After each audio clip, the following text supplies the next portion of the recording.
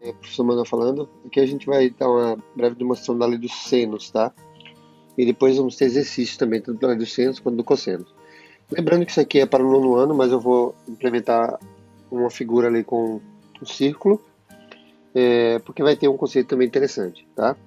Então eu tenho um triângulo aqui qualquer, tá? Um triângulo ABC, né? Essa figura que eu vou pintar aqui, nosso triângulo ABC, um triângulo qualquer. E se eu fosse fazer seno e cosseno, eu não tenho um triângulo retângulo, né? Seno, cosseno, tangente. Então, o que eu posso fazer aqui, tá? Eu vou baixar aqui uma perpendicular ao lado, ou seja, ao lado C, o segmento AB. Estou baixando a perpendicular. Vou chamar essa perpendicular aqui de H, é a nossa altura. E eu tenho dois ângulos aqui. Eu tenho um ângulo em A, de verde, e tenho um ângulo em B, e os dois ângulos têm a mesma altura, né? Já que são triângulos retângulos, seria meu cateto oposto a esses ângulos, tanto o ângulo verde quanto o ângulo amarelo, tá?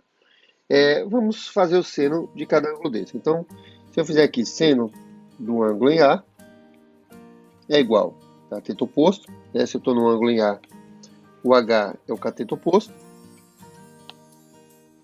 dividido por hipotenusa. Nesse caso, estando em A, a hipotenusa é B. Vou fazer aqui uma regra de 3, tá? Então, H é igual a B, que multiplica seno de A. E vamos fazer a mesma ideia agora para o ângulo em B, tá? Então, seno do ângulo em B, que é o ângulo em amarelo, é igual também a H, só que dessa vez a hipotenusa é A. Novamente, fazendo aqui a proporção, eu tenho que H é igual a seno de B vezes A, ou A vezes seno de B. Fica até melhor colocar o A na frente, tá? Então, vou colocar o A primeiro. A vezes seno de B. Como os dois são iguais a H, ou seja, ó, B vezes seno de A e A vezes seno de B são iguais a H, eu posso compará-los, né? Então, vou comparar aqui. Então, B vezes seno de A é igual a A vezes seno de B. Novamente, fazendo proporção, eu posso lembrar que eu tenho o número 1 aqui embaixo. Eu posso fazer a multiplicação cruzada. Mas vou fazer a multiplicação só com senos, tá? Então, o seno de A vai para o denominador, onde está no segundo membro, onde está o A, e o seno de B vem para o primeiro membro como denominador. Então, fica assim, ó, B sobre seno de B igual a A sobre seno de A. Então, perceba que eu tenho a relação, uma razão, né, entre o lado oposto ao ângulo. Como assim o lado oposto ao ângulo? Se o lado é B, o seno do ângulo. Se o lado é A, o seno do ângulo. E claro, por analogia, eu posso também fazer o lado C, que eu não fiz. Mas se eu fosse fazer, eu teria que traçar outra altura e fazer a mesma ideia, tá? Eu não vou traçar, é só uma analogia. De forma análoga, eu posso chegar a esse conceito aqui também. Se o lado é C, o ângulo oposto ao lado C é o ângulo C, tá? Isso aqui de amarelo é nossa lei dos senos, tá? Nossa lei dos senos. Mas eu vou acrescentar algo aqui do lado, tá? Algo que pode ser importante em algumas questões. Claro, como é para o nono ano, eu resolvi dar uma amenizada. Mas vamos lá. Então, isso valeria para o triângulo dentro do círculo também. Para esse triângulo aqui que estou dentro do círculo, tá? Valeria para isso também. A relação é a mesma. Em um triângulo de qualquer natureza, né? Apesar que for retângulo, não faz sentido usar a lei dos senos. É só aplicar a trigonometria básica, tá? Porém, vamos lá. Eu vou pensar num ângulo em A, também aqui, ó, um ângulo em A, tá? Um ângulo em A.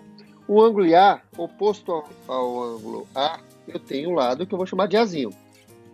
Né? Então, eu tenho o ângulo em A, oposto ao ângulo A, Azinho. O Azinho, eles têm um arco, tá? O arco que vai aqui, ó, sai do B até o C, o arco. Tá? Eu tô riscando aqui para vocês entenderem. Eu tenho aqui esse arco. E esse arco tenho lá como escrito o ângulo A. Tá? Se eu criar outro triângulo, eu vou criar outro triângulo aqui. Vou criar um triângulo do vértice B passando pelo centro. Isso vai ser importante para mim, tá? Estou criando um triângulo passando pelo centro. Então, se ele passou pelo centro, eu tenho diâmetro. Então, raio e raio, né? Passou pelo centro. Se eu ligar esse novo triângulo, eu vou chamar de ponto D, tá? E eu ligar esse ponto D ao C, eu tenho o mesmo arco, O ponto D, tá? Se o ponto D se deslocar em qualquer região aqui, até o C ou até o B, tá? Deixa eu pintar aqui. Se o ponto... Tá da cor mais atraente. O verde eu acho que fica melhor. Se o ponto D se deslocar em qualquer posição aqui, o triângulo continua tendo o mesmo ângulo de A, porque eles contêm o mesmo arco, tá? O arco em vermelho, que vai de B até C. Então, isso implica que o ângulo em D é o mesmo que A. Então, o ângulo em A é congruente ao ângulo em D. Ou seja, eles têm o mesmo ângulo. Porém, o triângulo BCD não o ABC, o triângulo BCD ele tem uma vantagem. Por estar na metade da circunferência, ele é retângulo. Então, ele é retângulo aqui, ó. Nesse ângulo aqui. É um ângulo de 90 graus. E como ele é um ângulo de 90 graus, eu posso fazer trigonometria básica, que é seno de D. Lembrando que o seno do ângulo D é igualzinho ao seno do ângulo A. Então, tanto faz. Mas, ó, o seno em D, olhando para o triângulo retângulo, é cateto oposto, que nesse caso é A, dividido por hipotenusa. E hipotenusa é dois raios, duas vezes o raio, tá? Ou diâmetro. Fazendo aqui nossa proporção, eu tenho que 2 raio é igual a A sobre seno de D. Mas a gente sabe que seno de D é a mesma coisa que seno de A. Isso a gente já viu aqui embaixo, ó. Vimos aqui. Então, isso implica que eu posso também, né? Opa, apaguei demais. Eu posso também pegar essa relação aqui, ó, e anexar aqui na nosso teorema dos leis dos senos, tá? Então, eu também posso falar que C sobre seno de A ou sobre seno de B, C sobre seno de C, A sobre seno de A, B sobre seno de B, é igual a 2 vezes o raio dessa circunferência, tá? Que eu tenho um triângulo escrito, tá? Ou seja, circunscrito, tá bem? Bem, espero que tenham gostado. Nas próximas aulas será de exercício, tá? Vamos fazer vários exercícios.